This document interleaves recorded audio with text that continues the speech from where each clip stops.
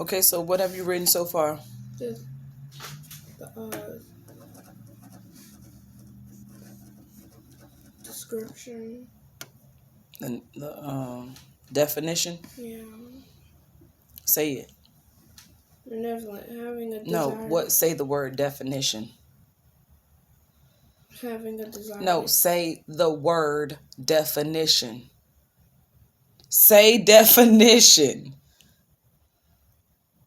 Say it. Why do I need to say definition? Because I told you to say the word. Definition. Are you kidding me right now? Was that really so hard? So write the word definitions at the top of this page that you're working on. Now you mad.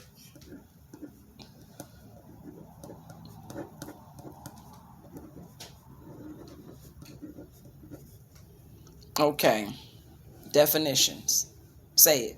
Definition. All right, so what's the first word? Benevolent. Get your hand off your face. Sit up straight. Move, Mr. Snowman. Get out the way.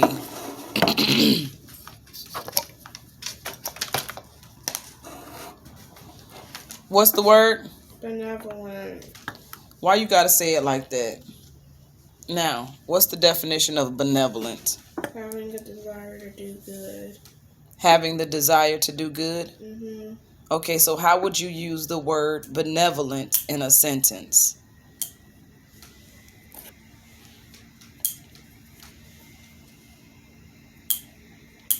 How would you use benevolent in a sentence? So how do you define the word benevolent? Having the desire? What is it? Read the definition again. Having a desire to do good. To do good. Okay, so in what way do you have a desire to do good? Or in what ways do you see that there's a desire to do good?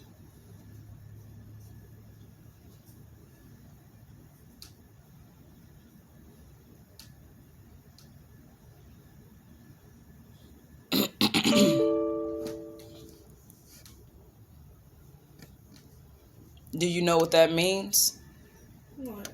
To have a desire to do good? Yes. What does that mean to you? To do good. Okay, so what is having a desire to do good? Thinking of doing something good. Like what? Give an example of something that would be good that you could do.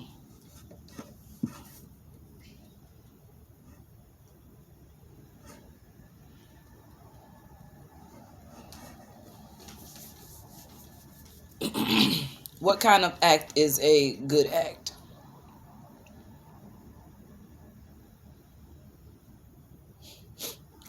Google. Put it on and ask Google, what is an example of a good act?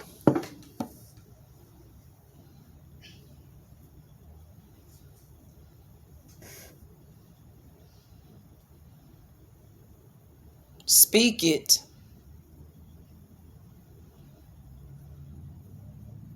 Into the mic. Why? Because that's what I am requiring you to do for this exercise. Speak it into the phone. What is it? What an example of a good act?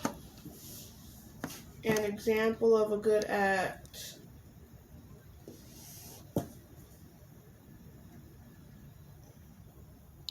Turn it up. It's not speaking. Oh.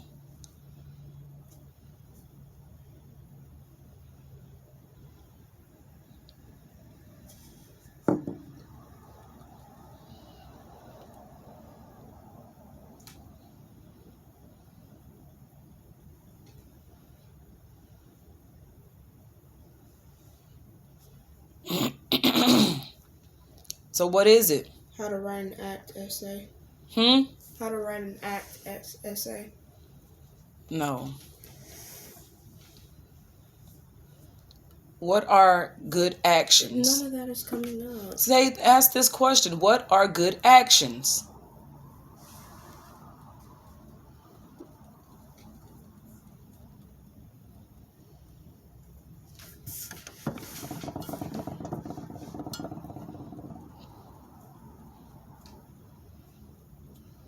Did you speak it? No. I asked you to speak it. I already put it in, Mama. What does it say, Aishia?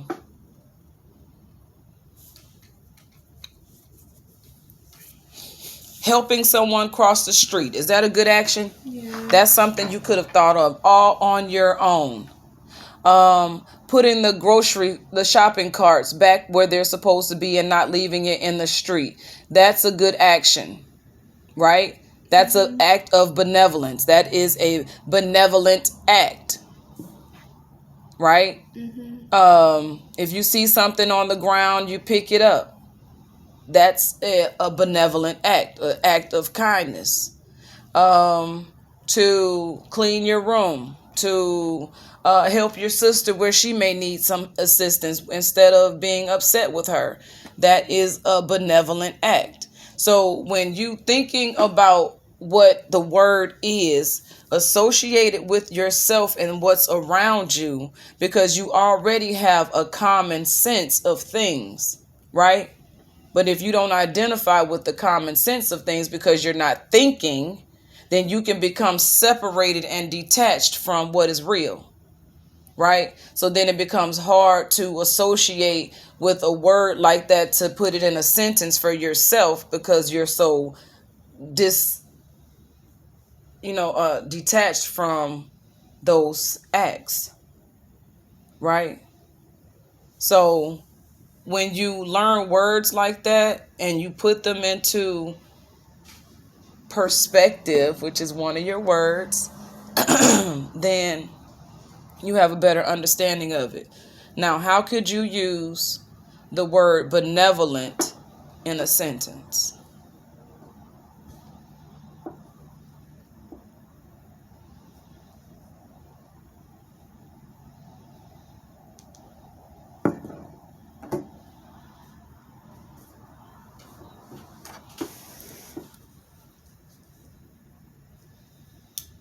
Just think of anything.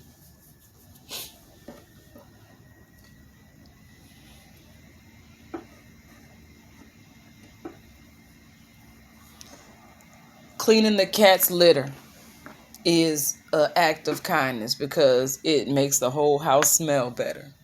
That's just something for you because our noses doesn't work that way. Nonetheless, you know you got to clean the kitty's litter, right? Mm-hmm. So it ain't just for me. It's because it has to be done. And it is a part of your responsibility as a cat owner. Is that correct? Mm-hmm. Okay, then. So what I'm telling you is for you to clean it without me asking you, or to clean it with precision, which is another one of your words. See how I just used two of your words talking about something totally different. So I had to understand what those words mean first. So I'm not telling you to do something that I've never done. Okay? And it could be an easy process. In order for you to be a more confident speaker, you have to understand how to use words. And in order to be a speaker, you must speak. In order to become socialized, Aishia, you must talk. You cannot just be a lump on a log in every situation. You gotta have something to talk about. And the more you know by studying words, the more you'll be comfortable with speaking and using words because you're learning words to use instead of just what you know to be. You get what I'm saying? Mm-hmm. Learning more words can help broaden what you know and who you are, and give you a better understanding of where you can go, because words are limitless.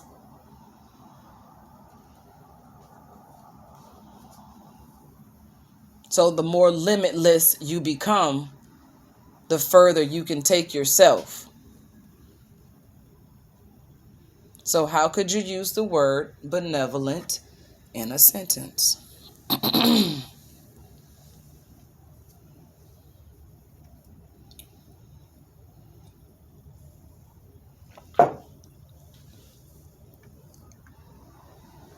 So tell me again, what is benevolent? It's not that part. I just gotta figure out a way to put it in a sentence. Okay, so what is your mind telling you? I want you to open up so I can help you. Tell me where your mind is. What is your mind picturing when you're thinking about how to formulate this sentence? Because right now this is formulation.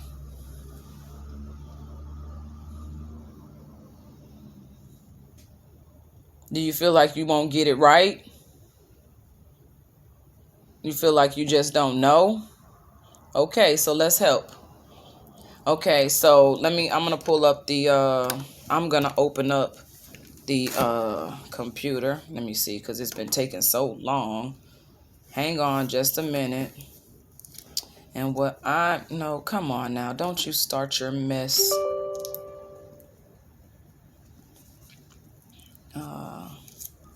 Yeah, go ahead, I guess. Now, all right, let's go to Google.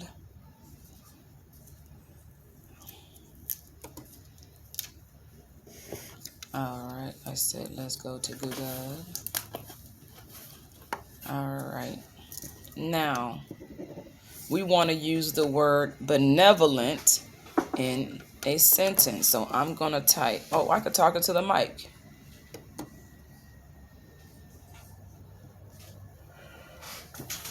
No, I'm not going to restore anything. Oh, come on. No, thank you. OMG. This thing twirling.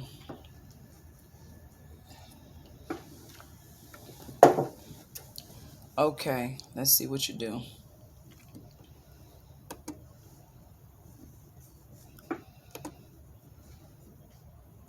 Use benevolent. Oh, no. Here's the definition of use. No. Take, hold, or deploy something as a means of accomplishing a purpose or achieving a result. Use benevolent in a sentence. That said, use benevolent in a cell.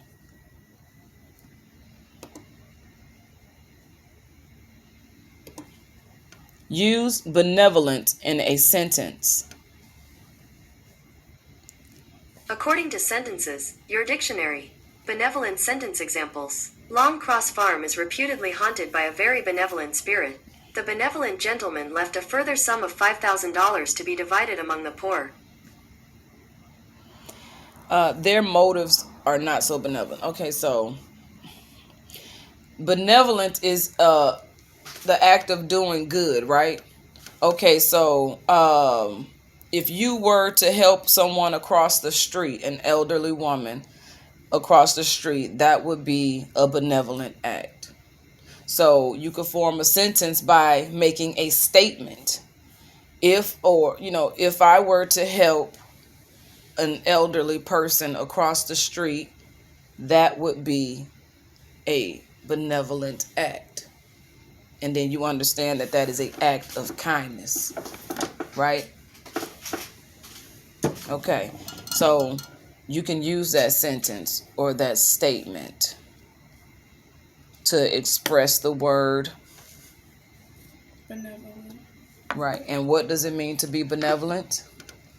To be kind. Right, it's an act of kindness. So you can say, you can use benevolence.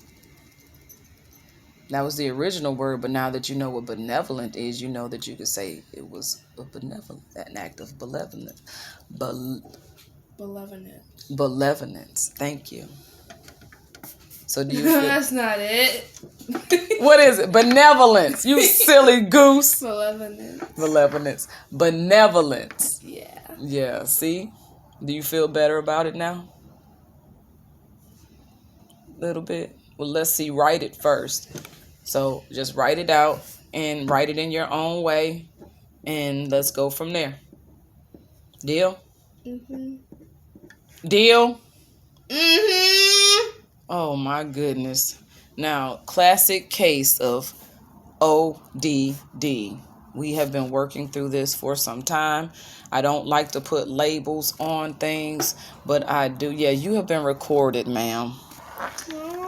No, it's over with now. It's over with now. You done showed yourself, honey child. So, oppositional defiance disorder. And a lot of times we're dealing with this with children, and we don't understand that it just takes okay, it just takes a is it on me? Yeah. It just takes compassion, consideration, and understanding when dealing with children when they have this, because a lot of times it is a lacking confidence, and confidence building is very important, especially in the early teenage years, those tween years. It's very important, to confidence build with our youth. We can't just expect them to know things because of what we have said to them, but they have to have an example and a brainstorming process so they can begin to understand how to operate their own minds in understanding what they need to understand for themselves and how it applies to self. So, have a little more compassion, have a little more understanding, and have a little bit more patience with the child and with yourself. It took me some time to come into full understanding of this. I had to study, and that's where I get the title of ODD, because I was trying to understand my child and why she was so resistant to so much. And instead of taking my time with her, I would get upset with her, and I would lose patience with her, and I lost confidence in her, and she lost confidence in me. And so we've had to rebuild that confidence in ourselves and in one another. And so that's the process in which you just witnessed right now. So that was I didn't plan on doing that recording, but I figured it we're doing what we're doing, and we're doing it for a reason. We are nation building. We are talking about homeschooling and beginning to tend to our own individual needs collectively, and being a support for one another in the process, rather than turning our backs on the next person. We need each other right now more than we ever have before. And so this is where we come into unity and building community and nation building, in the rise of the matriarch, as we're bringing Class Action 567, which is the establishment of the people's government, where we begin to stand and become diplomatically sovereign, or in our sovereignty, and just who we're supposed to be. So we can't do that without numbers. We need the people, and we need to be confident in ourselves and in the skills and the abilities in which we have to bring, to one another. Everyone has a skill. Everyone has different abilities in which they operate. So why not bring all of that together and create something more grander than just our own nonprofit organization or our own company or business, LLC, sole proprietorship? Have your thing, do your thing, but what are we doing collectively? To move collectively in unity doesn't mean that you can't have your own business and you can't operate in your own autonomy. Absolutely, you go forth and you be great in all your greatness. No one is trying to take that away from you, and I think that's where we get it mistaken, and we begin to feel as though we're in competition with one another when there is no competition. It's all about unity. That's just like, and I like to look at it from the perspective of a choir. All parts must come together in order to sound in harmony. So that's all I'm speaking. As we, the people, we must come into unity and in harmony. So the sheet work is the marching orders, and that's coming from the matriarch. We are the only ones coming with the solution to the problems, which is in the process of the exigency of class action 567, because we are in a state of emergency. And in the process of this state of emergency, we must gather up our youth and train them up in the way they should go. And so that doesn't mean you have to be perfect. It doesn't mean you have to do it anybody else's way except your way, whatever works for you. So this is what I'm bringing to you. Aishia Veda. This is the rise of the matriarch with empowerment in the middle, bringing you agape love and wisdom as we rise up high in elemental learning. All right. Y'all be easy and have a great day. What's your next word? Conquistador. Huh? Conquistador. Conquistador. That's going to be an interesting one.